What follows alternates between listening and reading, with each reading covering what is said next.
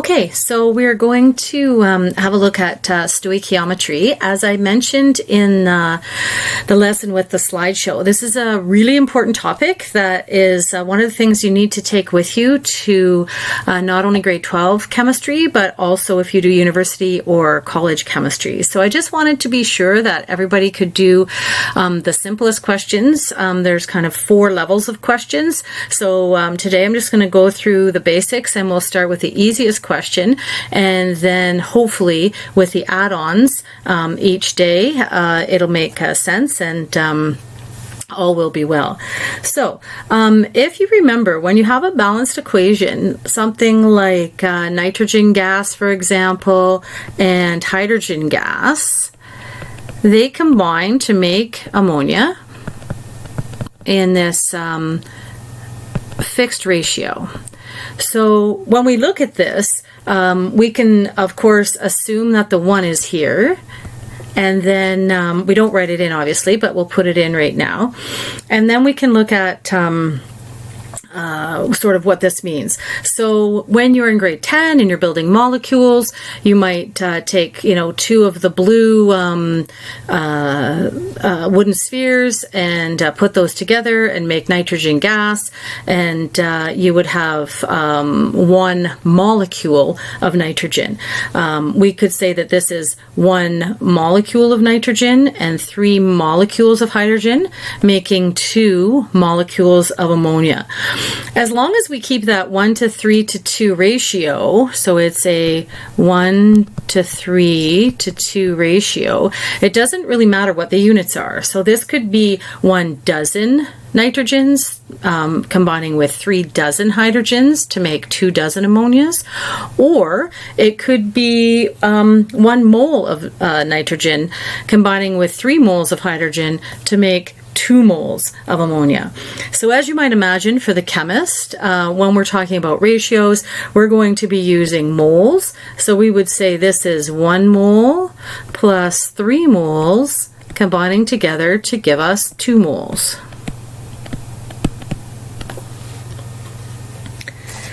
And if we consider and remember that that's always a fixed ratio, you can see now why learning how to balance equations is so important, because if you get the wrong coefficient, then you're going to be in trouble. So a 1 mole to 3 mole to 2 mole ratio, I like to use an analogy here to a recipe, for example. A lot of people are home baking these days, and so if we use this analogy, let's say, for example, we're going to make some chocolate chip cookies, and you go online and you find yourself a recipe, and it tells you that to make those cookies you're going to need 2 cups of flour and maybe 1 cup of sugar, 2 cups of chocolate chips, and 1 cup of butter. Okay, so I just said that your recipe is kind of like your equation. So if we decided to put that into equation format, it might look something like this. We might have 2 flours plus 1 sugar plus 2 chocolate chip, just making up symbols here, plus 1 butter. And when I look online, I see that will make for me 36 cookies. Okay, so I'm making up symbols. Remember, a capital letter first and a lowercase letter second. And so that's my equation for making chocolate chip cookies. Okay, so the recipe is like the equation. You can't change it. Okay, so let's say, for example, you're a peer supporter, and you've decided that you want to make every grade 9 a cookie, and you're going to use this recipe. Okay, you have to work with these ratios. You're always going to want 2 cups of flour, 1 cup of sugar, 2 cups of chocolate chips, and 1 cup of butter to make you 36 cookies. So let's say, for example, I say, I don't know, there's 432 grade 9s. Okay, so if there's 432 grade 9s, I'm going to ask, how much flour do you need?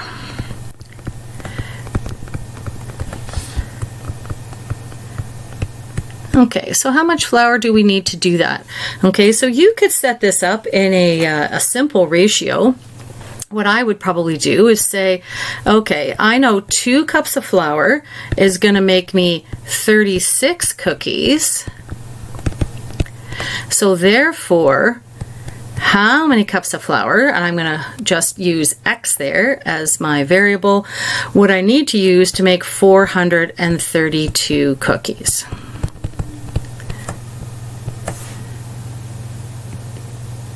All right, so hopefully you'd recognize that you can cross multiply. Remember to cross multiply. You're going to multiply this, 36x, and then you're going to multiply this way, 2 times the 432, which is equal to 864.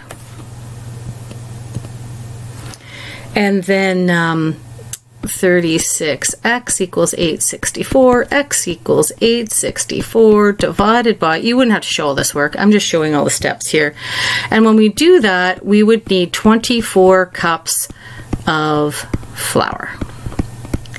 Okay, so what's the point of all this? The point is to give us an analogy to remind us that our equation is like a recipe. Okay, so this is our equation, and you can never change anything in that equation. Okay, it is fixed. But we can alter it in ratios, making partial or, doubling, tripling, quadrupling. In this case, we're going to make 12 times the recipe in order to get enough cookies for our 432 grade 9 students to have a cookie. Okay, so that's the analogy that we're going to work with. And now what we want to do is just take that to an equation so that we can kind of see a real world example. Now, there's 2 ways to do these. And the textbook, and if you looked at the slideshow that I posted for you, you can kind of do this sort of ratio method, or you can do a solve for x method. So I'm going to show you both ways, and I choose the way to do it the way that I learned it, and that is not the way that's in the textbook. Okay, so it'll be up to you, however you want to do the math, as long as it makes sense to you, then that's perfect. All right, so here we go. We've got, here's a basic equation. We have 4 ammonia, and it's going to react with 5 oxygen to give us 6 water and 4 nitrogen monoxide. All right, and so in these questions, they're little sort of mini word problems. So we've got how many moles of water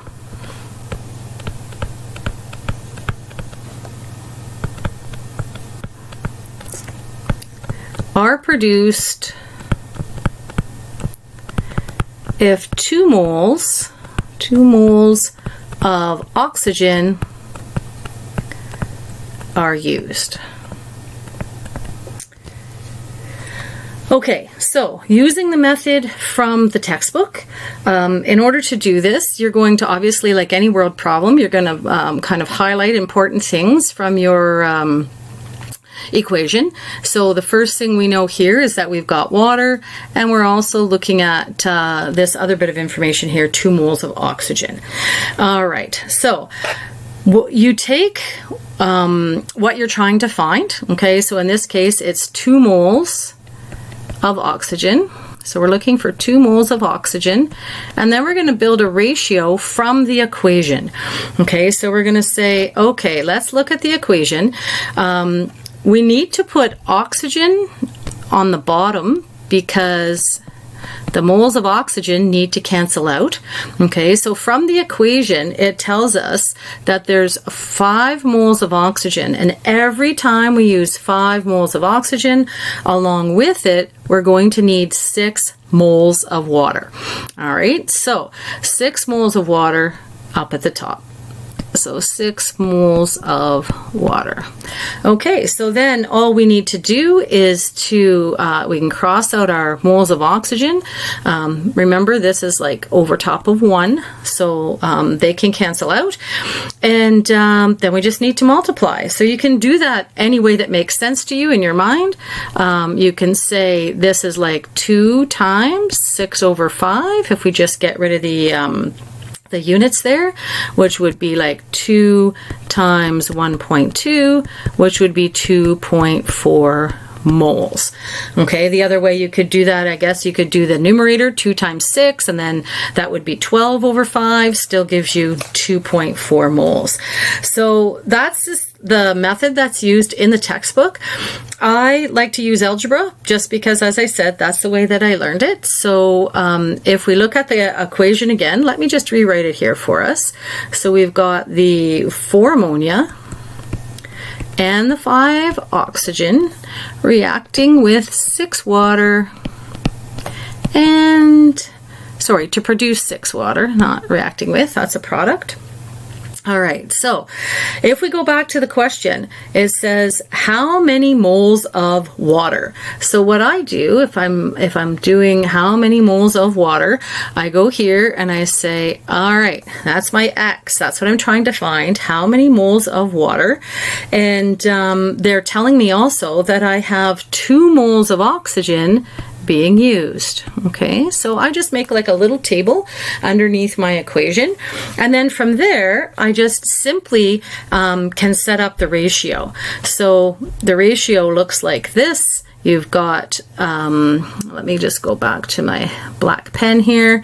You've got 5 oxygen over 2 moles.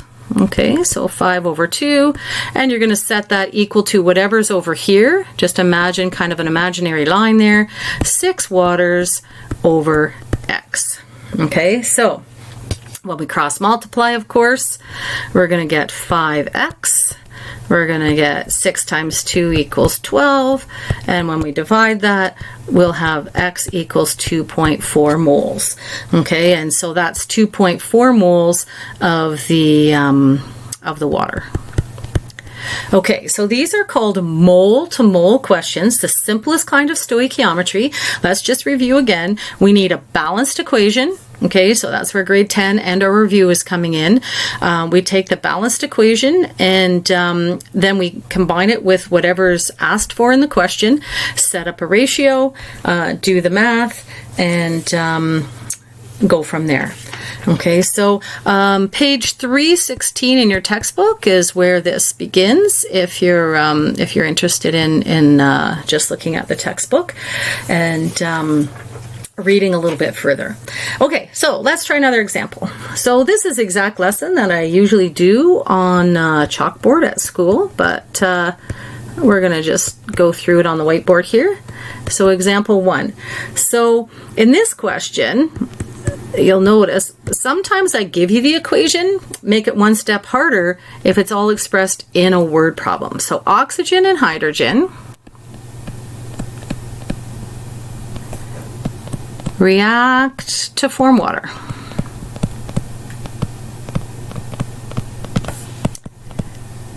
How many moles of water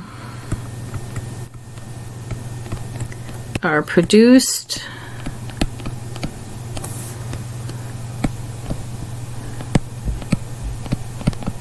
when 3 moles of oxygen are consumed?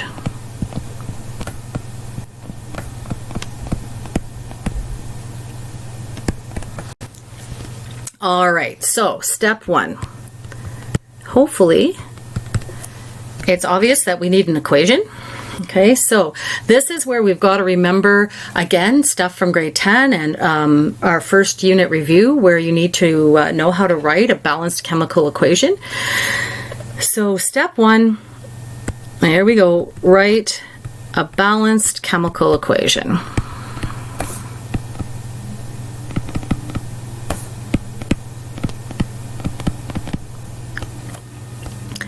So we've got oxygen and hydrogen.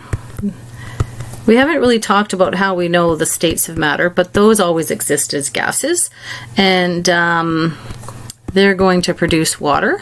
Okay, so that's as much as we know. This could be liquid water, it could be water vapor. Okay, so I'm just going to call that water vapor. So remembering then, when you're balancing your equation, you're going to use the coefficients. You're going to have 2 hydrogens and an oxygen, reacts to produce 2 water. So we got just check 4 hydrogens on the left and right, and we've got 2 oxygens on the left and right. So therefore it's all balanced. Okay, so the other thing you have to remember here, I've been noticing some people forgetting about our friend Hofbrinkel. Okay, so you'll never balance this equation if you can't remember Hofbrinkel, okay, because of the diatomic gases here. So the hydrogen and the oxygen have to be diatomic. All right, so where are we going to go next?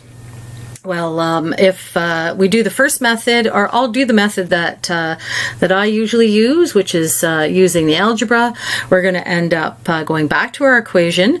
How many moles, okay, so we're going to find out how many moles, how many moles of water will be produced when 3 moles of oxygen are consumed. Okay, so I will take how many moles of water is my x, that's what I'm trying to find, and then from the equation 3 moles of oxygen, so here they are, 3 moles of oxygen. As I said, I learned to do stoichiometry this way, so it's still my preferred method. Okay, so step 1 is to write the balanced chemical equation.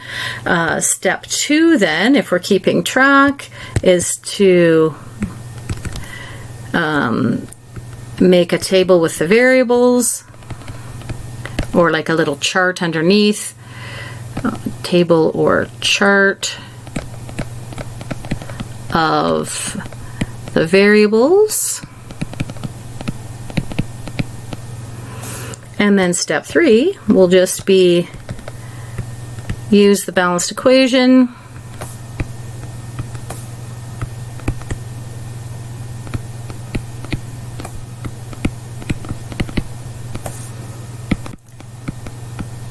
to write a mole ratio. Oh, I'm having problems with my pen here.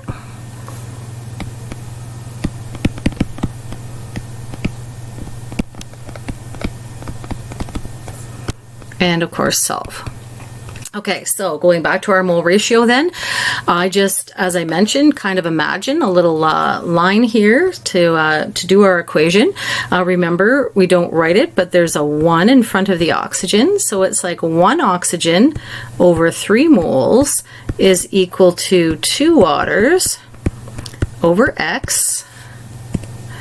Okay, so we do our cross multiplying. Okay, so this way x equals, and this way 3 moles times 2 moles, x equals 6 moles of water.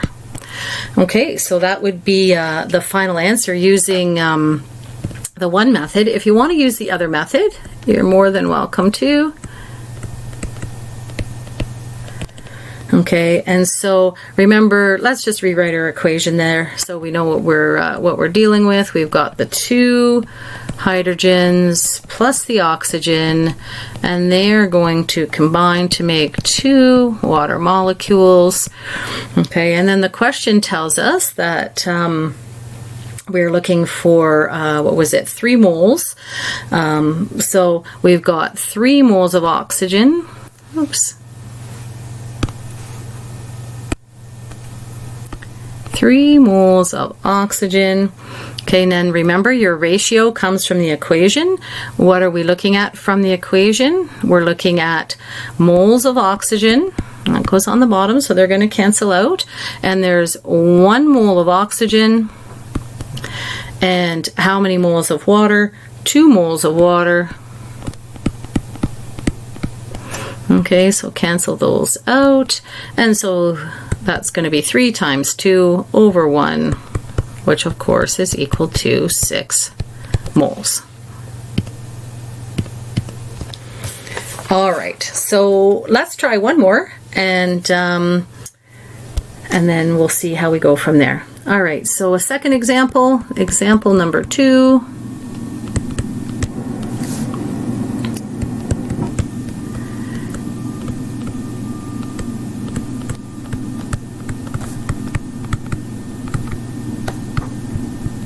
I cannot write as fast as I can speak. So we've got how many moles of chlorine are required to react with potassium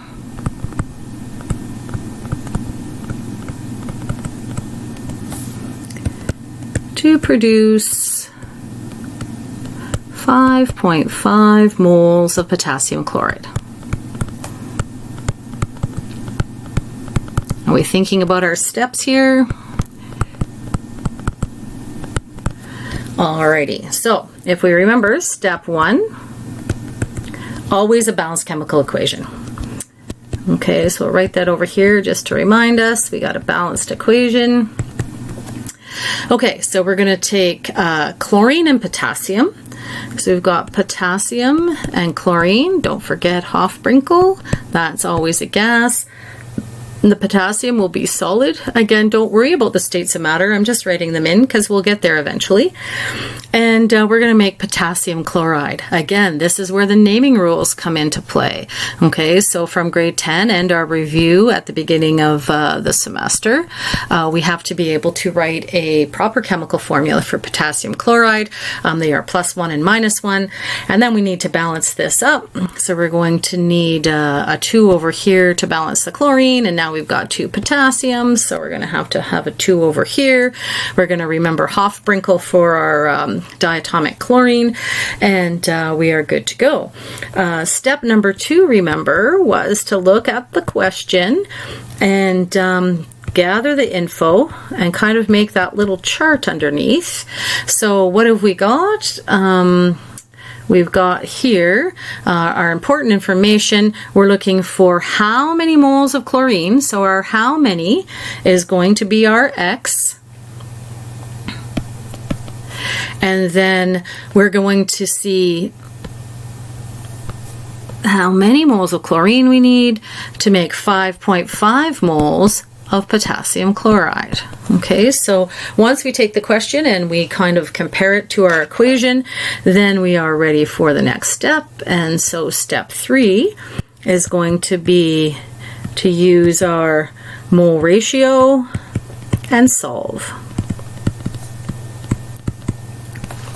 All right, so let's see how that's going to work. I just, again, take it right directly from our equation. I've got a Cl2, 1x goes to 2 potassium chlorides over 5.5 moles. Okay, I'm going to cross multiply here so that 2x is going to equal 5.5 moles, and then x will be 5.5 moles over 2, and that will equal 2.75 moles. So what's that saying? It's saying that we're going to need 2.75 moles of chlorine for this reaction to occur to make us 5.5 moles of potassium chloride. All right, and if you prefer the other method, this is the textbook method. It was shown in the PowerPoint and then also in that little video that I posted for you to watch as well. So we take from the question, what are we after? We've got 5.5 moles of potassium chloride.